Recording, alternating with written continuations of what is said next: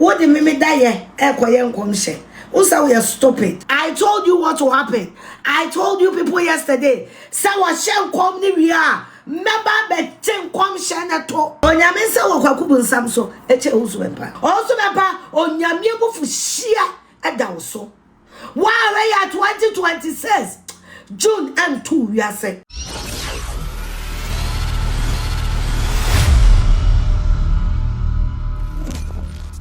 Owusu Afia Schwar edi kan promise say Reverend Owusu Bempah eba bonten 31st night ebe hye ne nkom wi a odo so beba bonten aba be decode na chese wa expose Reverend Owusu Bempah poto na abusua yes wa ba bonten after say Reverend Owusu Bempah edi ne nkom hye for 2026 no eba ye no wa be kasa na punchlines bi wa to no abusua nya asem keto oni de wa kire mo say anhwe ya 2026 ye Reverend Owusu Bempah half cramp untimi ntwa yes was a half untimi ntwa na nensam no ano odin mesho so be me subscriber to no me abona e won chen like video no so na bibia enye kama pa abusua Afia Schwar ebe kan nsem bi e defa e Reverend Owusu Bempah ho ebe de no man warning say onim na wonim na 31st night oba na be kan e Dr. Bawumia ho nsem anaso be ka NPP ho nsem bi a enen de obeba bontin aba be expose no poto because in commission oba be hye no a leaky amo no ankasa no wanya san commission no amo de abeto abontin dada na se obete no warning what as obete Reverend Owusu Bempah warning ebe there no na abusua after say Reverend Owusu Bempah ekojira na sorry dem na ode 2026 prophecy ni na go from wie no Afia Schwar ababonten e match say expose punchlines over punchlines abusua na anodin o se chinchina atwan Reverend Owusu Bempah akaba omia ho asem na osanso aka NPP ho asem about omo election on my tui eno ana ama Afia koko apai e match say punchlines watutu bi de Reverend Owusu Bempah left and right ama wa fresh of so ama na ba show no so be confirm ni o ma bia na oka abusua ye mo wura mi ti Afia Schwar ye ba ye beto aso me ba ka kira mo say nkomhyɛ na me si Owusu Bempah be hye no wo hye ya na wan hye an information also information na me de ma wo mo so wo mo fan hye nkom me pa cho bloggers ni screen recorders munya maduma about 3 months ago and na me be ka say masunda ye na me sunda ye no NPP primaries no bloody mujasem maka 3 months ago and na me be ka kira mo say NPP for mumbi fi security because Kennedy my o madwene say omo de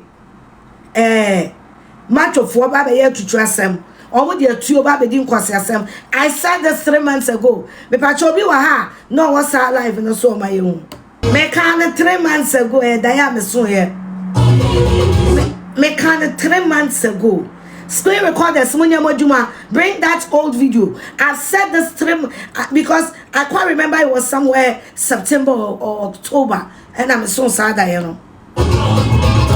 think it was September I quite remember because that time I'm here fasting. September more baby I'm so sad me so sad second week of September. Now sa katreve nkomhyɛ na enra na also na ba ne shirt akatu on sa nkomhyɛ na obɛhyɛ ye no sasa asem me ada me kan na me pa cho se no bi wa live no so ana wo hu ya wo me kan kyerɛ me obi wa live no so na wo kai sa asem ya me kan ya ma be ka sa asem we sin September ana me kan ai ana me anam sa the information no e ma na so fun ketwa mo de koma no se me ka kyerɛ mo me ka kyerɛ mo say Owusu Bempah woni nkomhyɛ wo pay information wonya bi nkomhyɛ no hye ne nra no eye da ya me ma so no September nkomhyɛ no Owusu Bempah hye ne nra no me ye sure say will be recorded video no me ye sure say screen recorders be wo video no nkomhyɛ no Owusu Bempah hye ne nra no eye da ya me ma so no September me be ka kyerɛ mo se nkomhyɛ no mo kɔhye no me nam di information am Owusu Bempah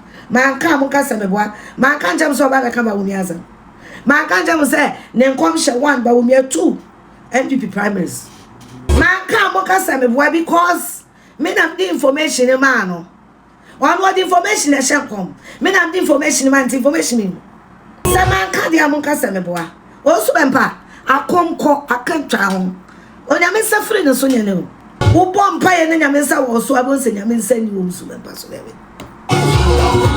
Onyame se wo kwakubu nsam so eche Owusu Bempah. Se nkomhyɛ no Owusu Bempah hyɛ ne nra no. Se me man kan kyɛ mo so obɛhyɛ dia.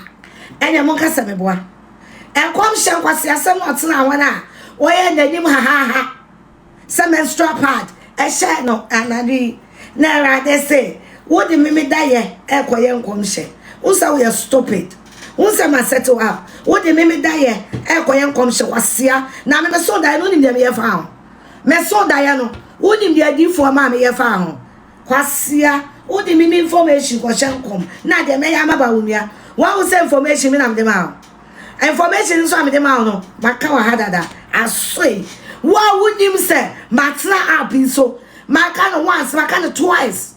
Say ma so da ye NPP primaries by 12 o'clock 1 o'clock no ma to awie.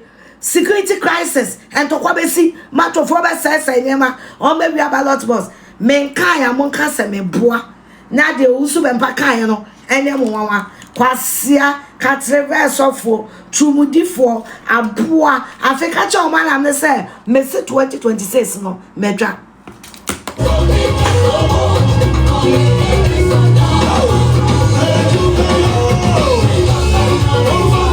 Tina see for a kame. Me nyankopon Owusu Bempah. Wase me meka ncha wo se wo na wo ko nsuo ma ne bo wiase a besa wo de. Me nya me na se me meka ncha. Aba stamp man ka sa asem no. Ma me tra bi so me me yo ma ba mi. Ma me ka ncha mo se ma so dan na so na your bloody. Na Kennedy ama chofu se nyema. Enti ba wumi akam. Omo be have security. Ma me ka sa asam no. Ma me ka. Ani anam sa de man no de be nkomhyɛ. Nkωasià. On said they must settle up. Nkomhyɛ nam de ma wo boys na. Wo ye wanim se so watatena akonyam kan no. Me ma ka wo TikTok dada. Se wagimi. Ghana ni bio follow me on TikTok bi anim se me. Matna me app. Akadaya me so ye. Pertaining the security of 31st December election.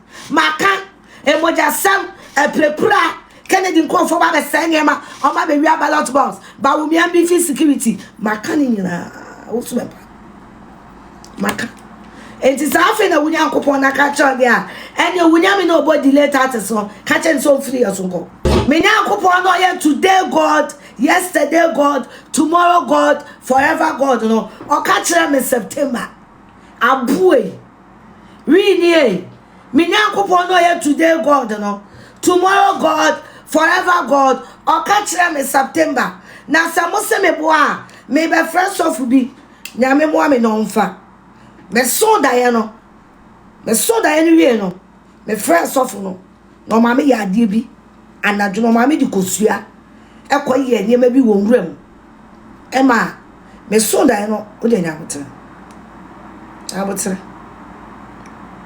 abutere me nyankopon no wonya me na kwaduro no me nyankopon de oye today God oye tomorrow God oye forever God Awurade papa no me frɛ na me nya no ba me nya no e wo se me nya no me so da na nadwo no me frɛ me temani no na asɛm na bɔ me so me frɛ me prophet bi na me se papa de ma huni o me am shisheme obo de oye today God oye tomorrow God oye forever God Awurade papa no me frɛ na me nya no ba me nya no e wo se me nya no me so da na nadwo no me frɛ me temani no na asɛm na bɔ me so me frɛ me prophet bi na me se papa de ma huni o me am shisheme eno se ma yam hyehyɛw onyame pese o yusu no de side ye wo hu no enti no me be kyewa de ne ye na de na me be kyerɛ wo no wa na hu ye enti wa na betini ye obi aye ni ye September me ye wie na be ka kyerɛ mo papa no phone na ringe call but na frɛ na me na confirm Owusu Bempah ba wumia enyo no nti no wan go school wo de ma bompa ya bere me denya nya no po ya obedi bi Nkωasia asem na akotena akonyum kan na ne obi ehia wo NPP wawu aboni komene mu Nkωasia when him says water so for me the information be shen kom ajeba nkomhyɛ na Owusu Bempah share na nura no said me ka kire mo say nkomhyɛ na information no eyadaya ma betina ha ka some of the information the man akola no ti me ka kire mo me ma bu keynotes said the nkomhyɛ no beko sa na koye asem so awaka here no why was he sitting in a chair because the cancer na nche obeko Owusu Bempah woni nkon asem na Owusu Bempah kan here no me maka akire mo September asem Owusu Bempah ede be ye nkomhyɛ no me nyankopon oyi kire me September nyankopon yi kire me September ne Nkωasia nkomhyɛ no nyankopon oyi kire me September onyankopon yi kire me September me kana September obi o follow me behind him say I came to warn Dr. Mahmoud Bawumia's camp say omo beefy security Kennedy amema nkrofo tuo Kennedy akwan matofo so omo bra mesen yema niema cause confusion me mabeka maka aka say sada no Ghana police will not support Dr. Mahmoud Bawumia. I said it. I have said it. There was one nimuno. Me pacho araba stamp wa. Nkωasia no Owusu Bempah be share no onra no. Makasa asem no 3 months ago. It was a dream I had. Was in your make understand it. One no say make understand. Me da ye na de be hye nkom. Me ne wo hye branum. Aboa Nkωasia. Information man. Me se nkomhyɛ no hye ye. Efa NPP primaries no. Me son da ye. Nkωasia no hye fa NPP primaries no. Me son da ye. Sada ye no makan on TikTok platform. Sa information no me anam de man nipa no so ongo kan kire no and na wode abaye nkomhyɛ. That was why I was so confident yesterday and the day before yesterday. Some nkomhyɛ Owusu Bempah be hye bia no me nam ka kire wo mo. I know where it's coming from. And I also knew it.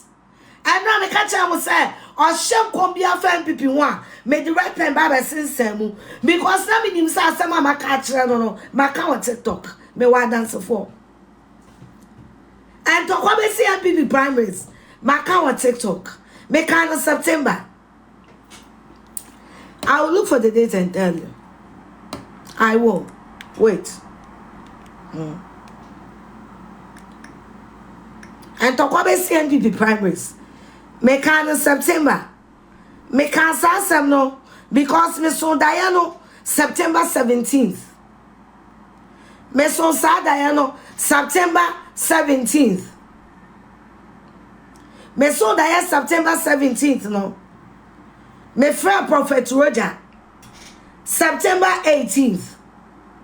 Me too me actually me friend Prophet Roger September 18th. E ka me da ya ne kire no e ma Roger ka kire me se wono so wawo Prophet Roger me ka no so ka kire me se wono so wawo na niema wo wo se nipa me ni sa komo no ha September 18th na me fa sofu bi ya fa no Prophet Abraham wo kire me niema Nkωasia e ma me koye nu owura mu anadu 2 am America bonten so Ansana, and between September 19th to September 25th, me ba TikTok live, and be card and the chair, Bawumia team said they should beef up their security. Diane, na Kennedy Japan, wa fama tofu wa Ghana nina, na Bawumia bu kresika, epe ma tofu ni bi afakwa no munya.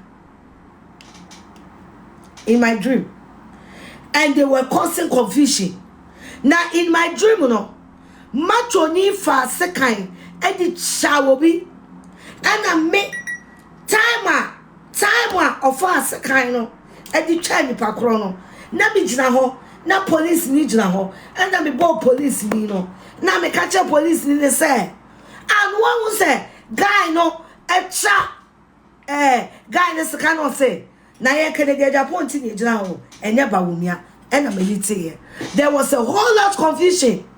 I remember said that na me ka Diana, me catch them say, NPP primaries no, e be chaos at 2024 election.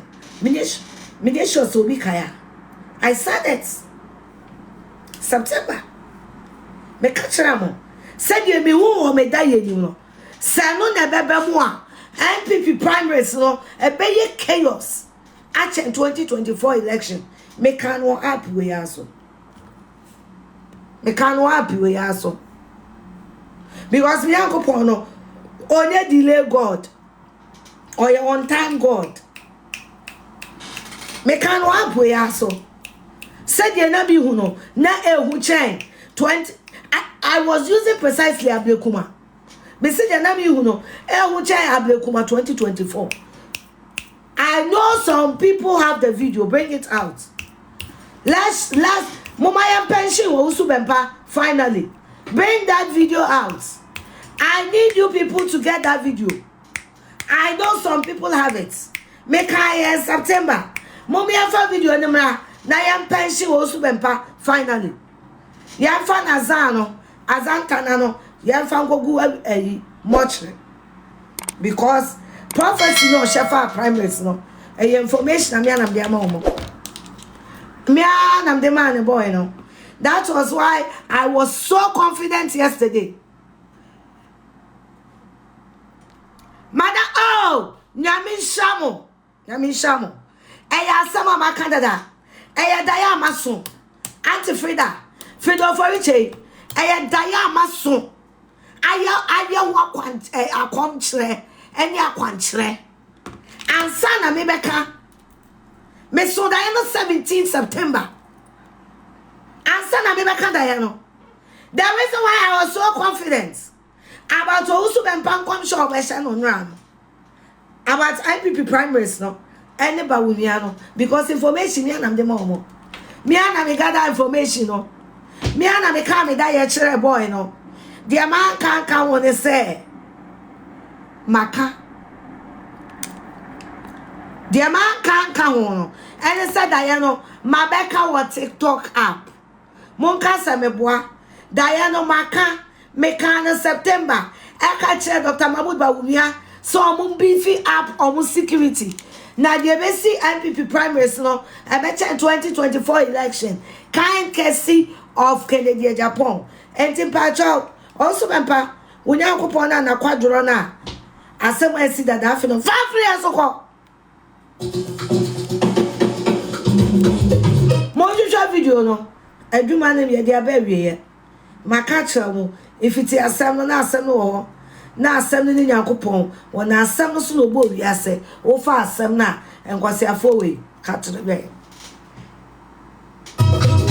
Be ka kira wo no a Owusu Bempah. Se Nkωasia komhye na ade ba no.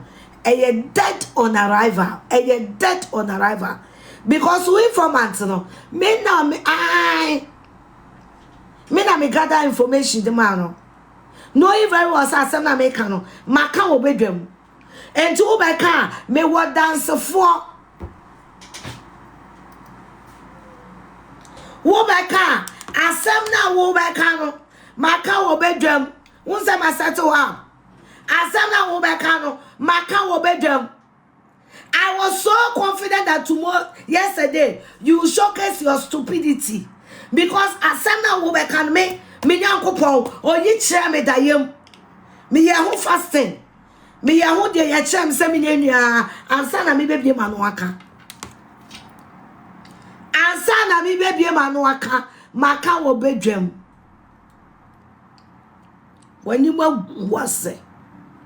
Wani maguase.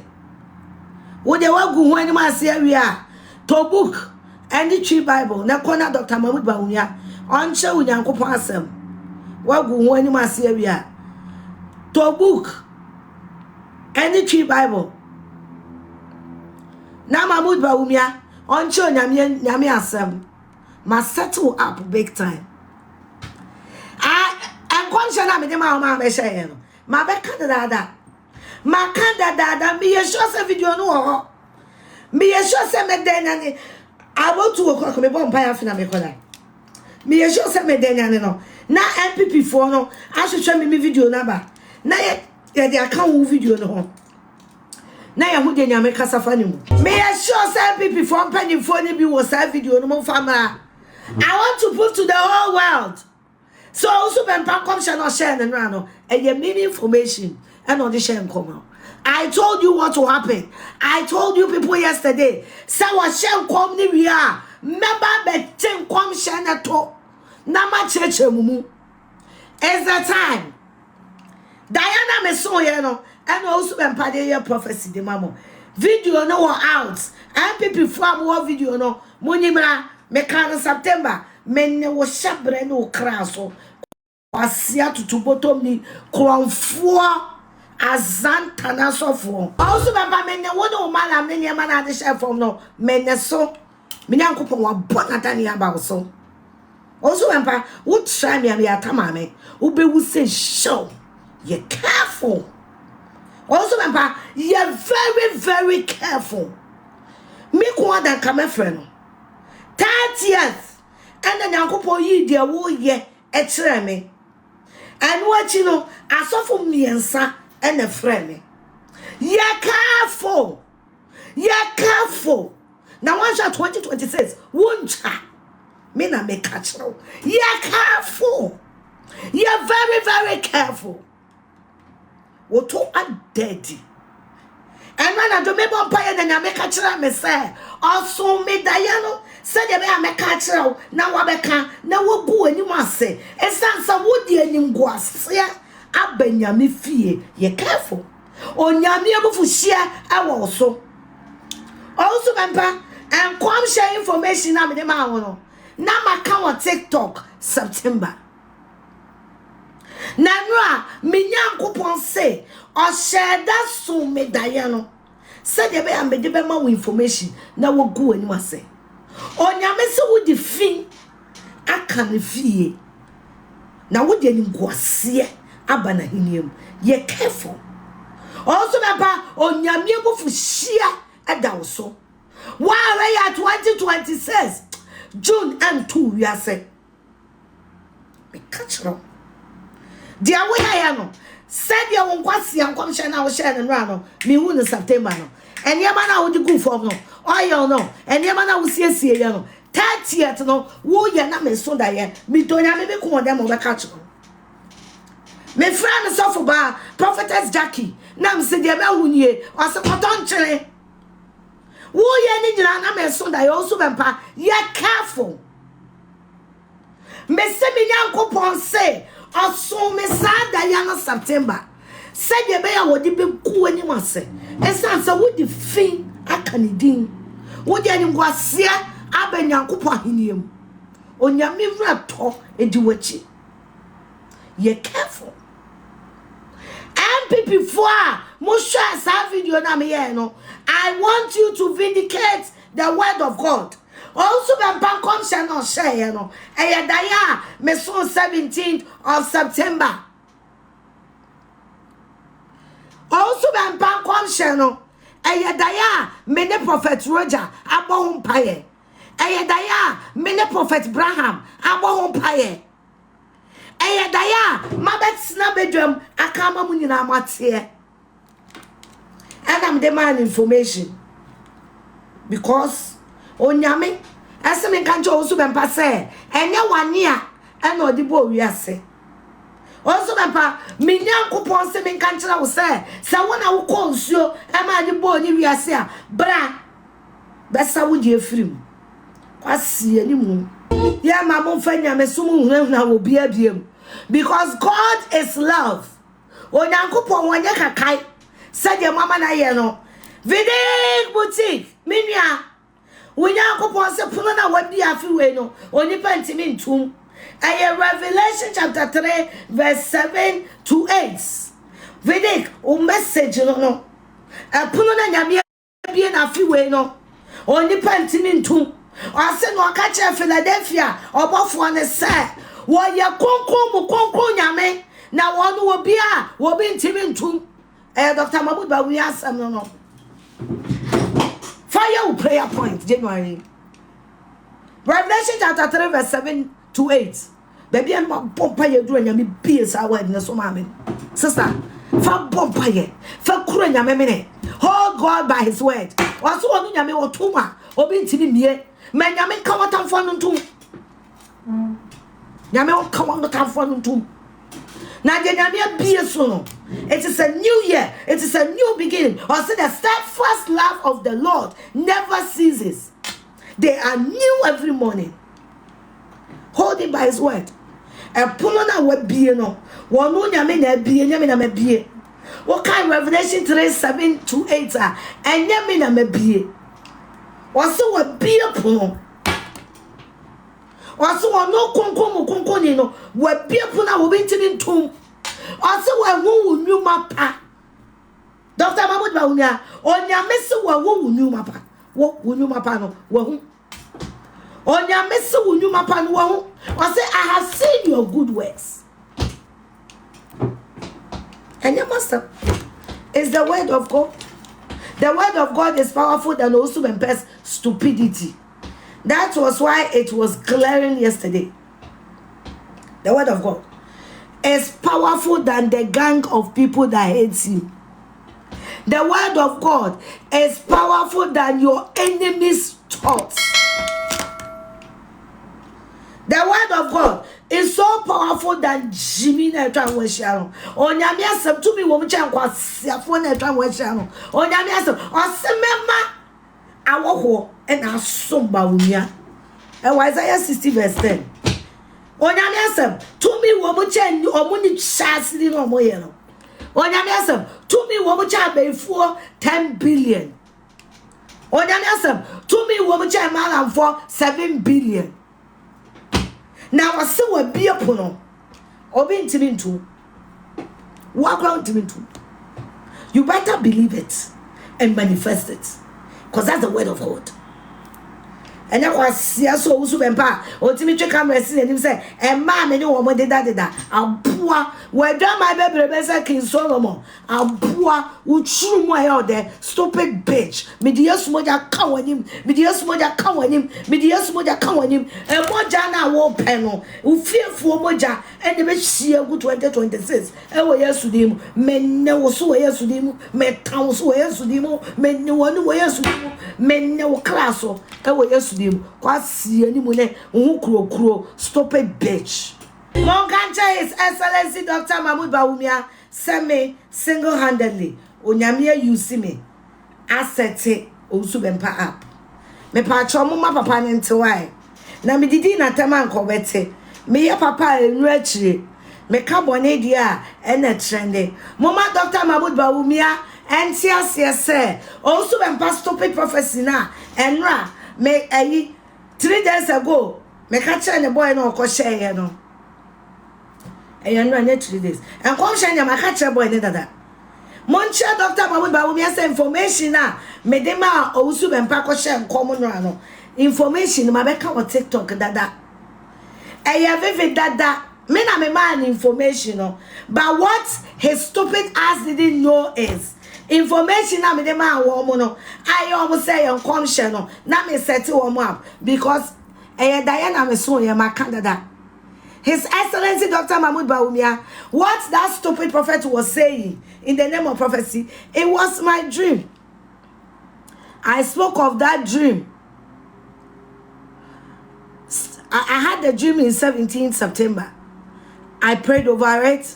I called a few pastors. I did what I was supposed to do. Along the line, God told me to talk about it.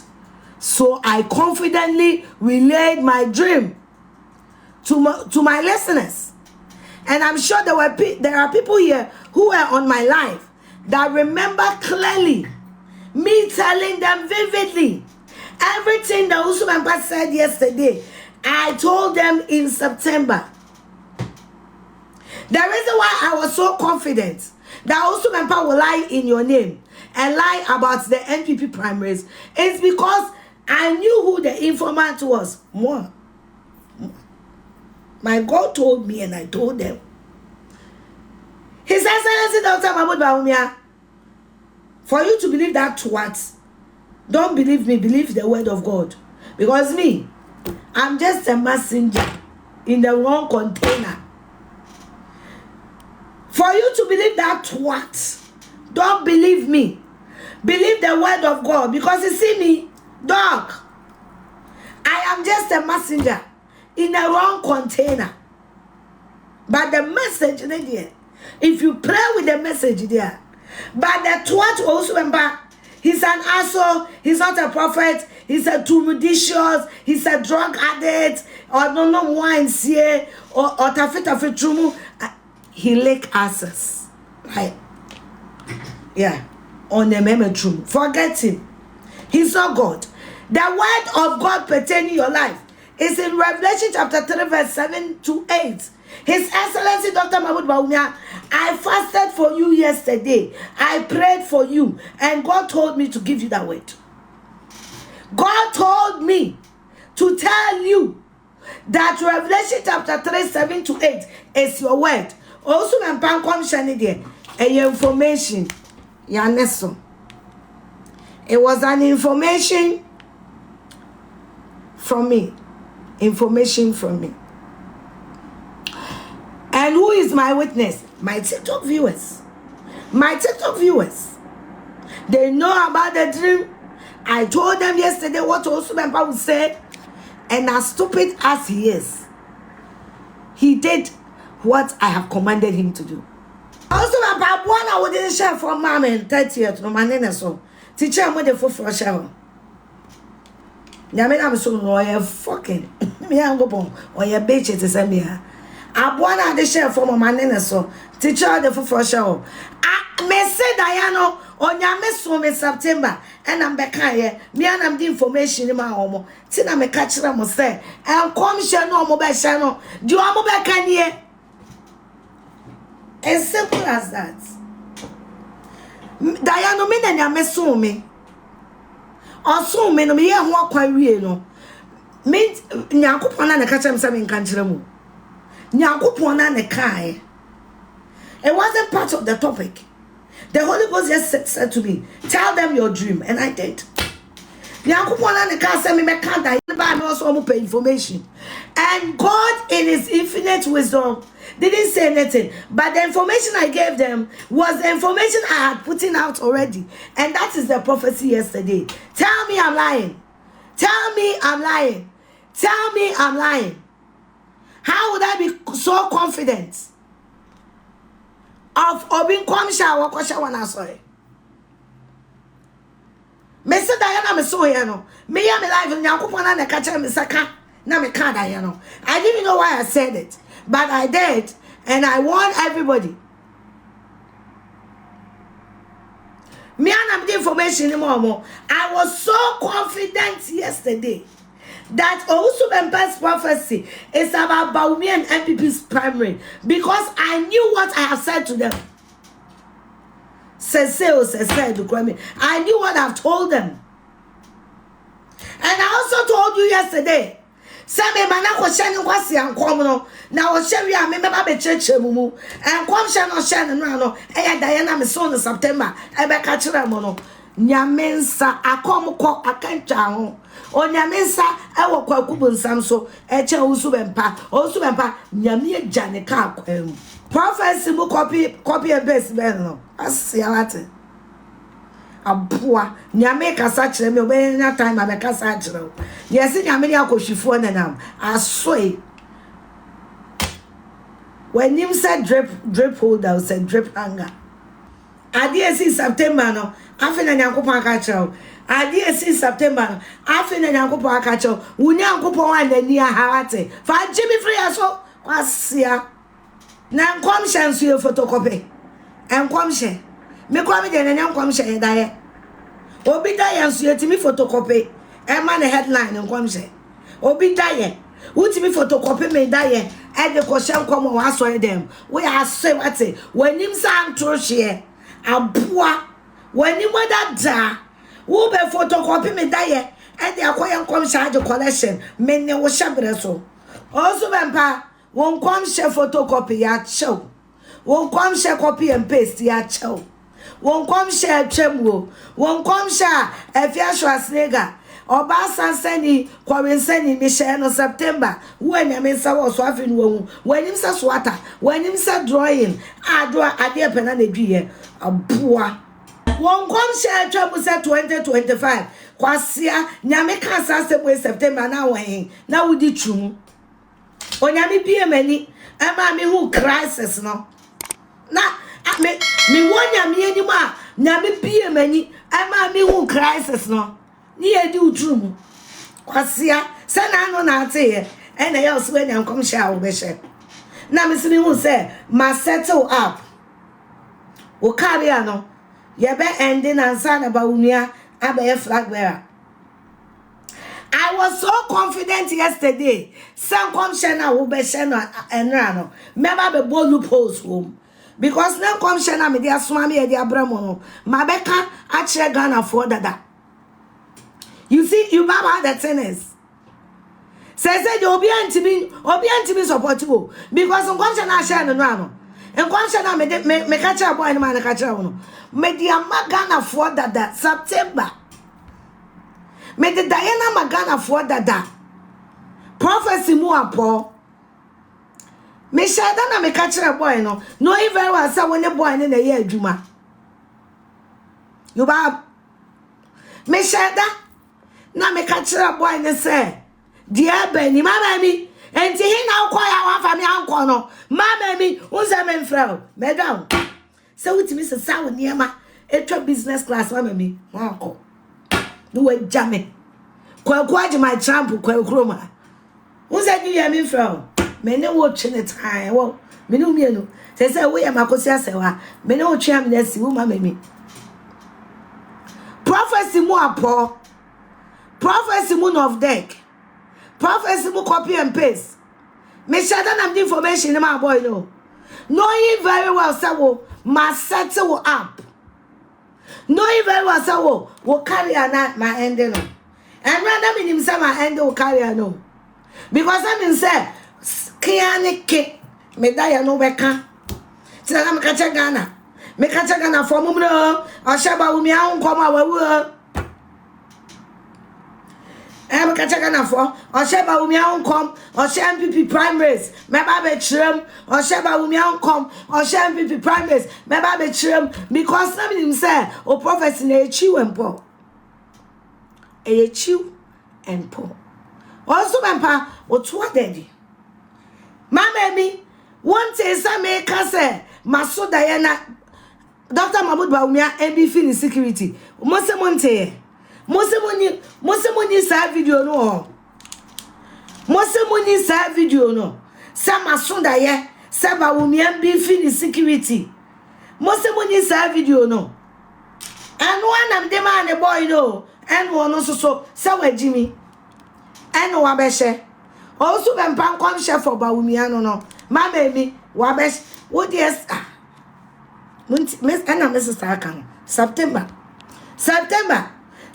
na be ka da ye na Mrs. Akan September na be ka da ye no enye na watwe September what Jimmy Tino me be ka me da ye wie no na me da ne man se nkomhyɛ yes because Nyankopon say wona me so obe retire Owusu Bempah afri Jimmy mu onyame so wo de fin aka no onyame se tumagu fit send me Afia Schwar said you wona me so emene kwado obinim asakra no wagya Jimmy no aka na no asem no onyame na kan ye nyame asem so to form a enya aduma enkoso no onyame na ka kire me se Afia me na moso na masakra obinim na wonim na msibinim papa wona woka ano se ai awadi so wode me na asaka obinim na saa no wode me ebe sakra Owusu Bempah wan sakra so obeku no sa na nyame ka kire me oso Owusu Bempah mfiri na kwan bone ho a 2026 ontwa me pa cho mo maake na ba na mete ma asori a ma wo se nyame de me ye aduma che mo Nkωasià yi mo maake se nyame se Owusu Bempah ni dina wodi jimi no ogu na nyima se wan mfiri na kwan ho a kwa akwese Owusu Bempah onyame se me kancha o se wan nyai ni dina wodi di bone egu na nyima se na wuntwa June July mo maake me kan se ma me kan agro so anu anu maka wan she Owusu Bempah June July emeto said ya me so da ya September na me de ma wo boy na wo de ko hye nkom na me Nyankopon tete kwa fra mo Nyankopon Yeshua HaMashiach sime wona sani dina wo de ku na ni ase no wan she ya June July untwa na me kwa mbusa nse me Nyankopon wo twa June July aye because January and I can February and I can find birthday gifts. You're careful. Mese wa wunya hu medaya no kope bi hwe. Owusu Bempah nkomhyɛ no hye no aya medaya na me so September no. Me so ya no so me be kan on TikTok. Me so da na 17 September. Between 19 September to September ending me kan da no on TikTok. Wa wunya nya medaya ni bi hwe no ko hwe na fa toto nkomhyɛ no. They make a judgment. August, we interview. And see, me die no me catch a Prophet Roger. And then no home born pie. I'm a Prophet Roger and po. I catch me say on ne penny be. I get it everything come. Madam, I'm between Mr. Prophet Roger. Me so die 17th September. And I'm the Prophet Roger. Mean to me control. Prophet with Abraham. Me born on 18th September. I'm giving you key details in that prophecy. Nyame anokafo. Odifo, good morning. Odifo afishapa. Odifo make a seminar dia bemu. Me saw the speaker phone. Odifo me so da yebi na me frau. Na wo mama kwankyere mama di kosua ekọ nwura mu koye bibi me pa cho da ya na me so ya na me se den so da na o se o mo se ya to aba no na ayi ase anchena kene Japan awe ni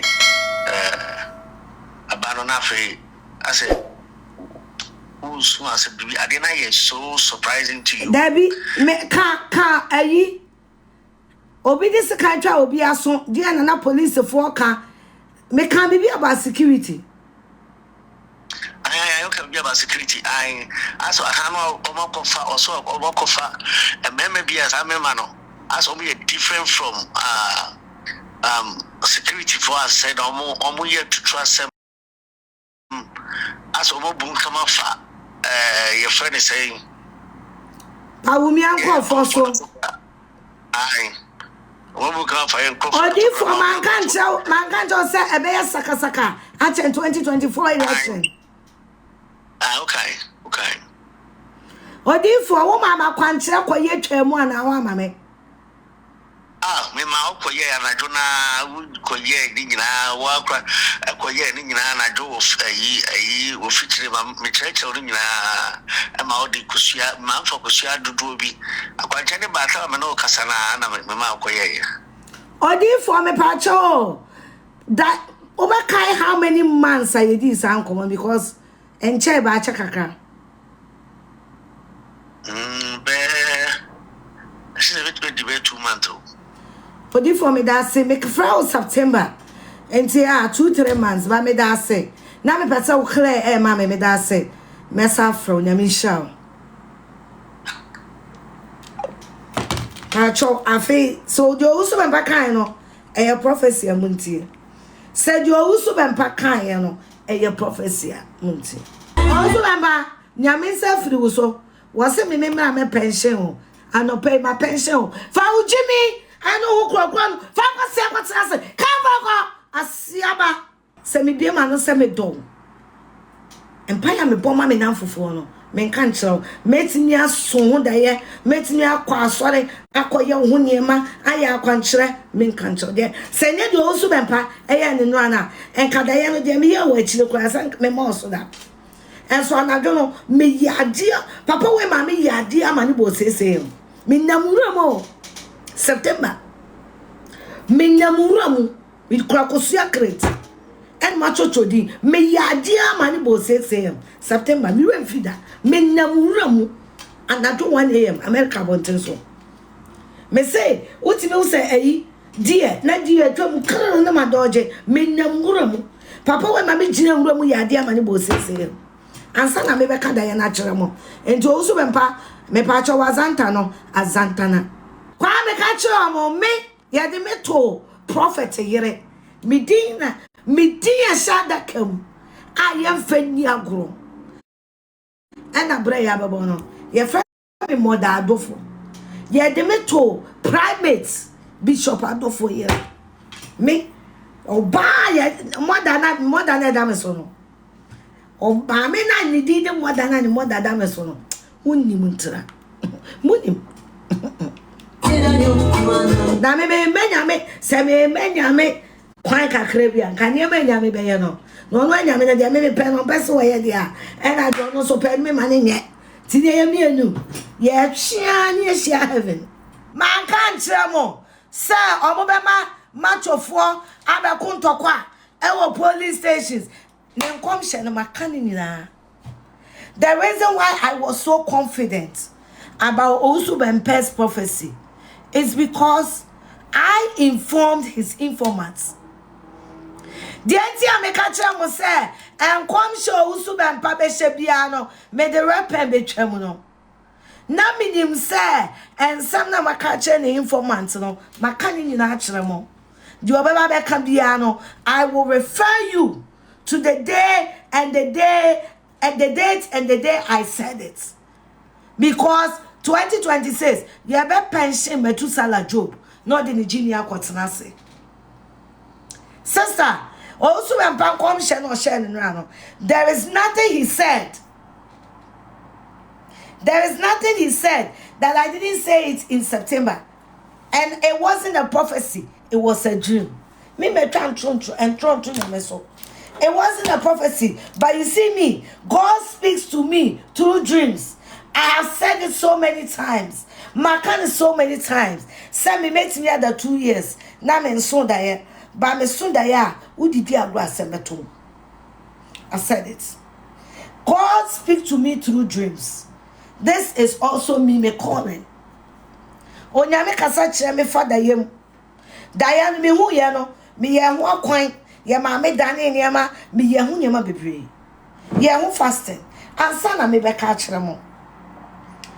So the prophecy of Owusu Bempah techniques on the mamunwana eye me da ye ena me na ka kire ne boy no ko ka kire no there is nothing new in the sun. So Afia Schwar de ga kire ma ono de na enye nkomhyɛ o ne de ne na da ye onyaye no ofreye anati so de ma ye me de koma Owusu Bempah enti ono na ehye nkom no de ma Owusu Bempah enya bi be hyeye o na asɔre dem na ti se wutumu so first of bi ma ne ba so be confirm number 1 or 2 bi na asem o sa kan e krampo ne se anhwe ya Owusu Bempah eye this year ontwam half June entono na o kasa asem be chese opani dia on fa ho nche sa because masa ono so panyini nche na odi age nani wa brabo yi mu na nyankopon adwuma odi ahye ne nsa so mbra mbe ye no watumi aye awie na be ka se eye June entono dia na ese o ya kwa brand kurom because obia ti hu obia pe kwantenten abusua kire wadwen efa nsema Afia Schwar ebe kan ye de fa Owusu Bempah ho ne punchlines ototo ye de ma no na afi meso so be mi on subscribe button no mi abel na e wonche like video no so na bibia enye kama pa Afia Schwar yes prophetess Afia Schwar ni kotien makraw.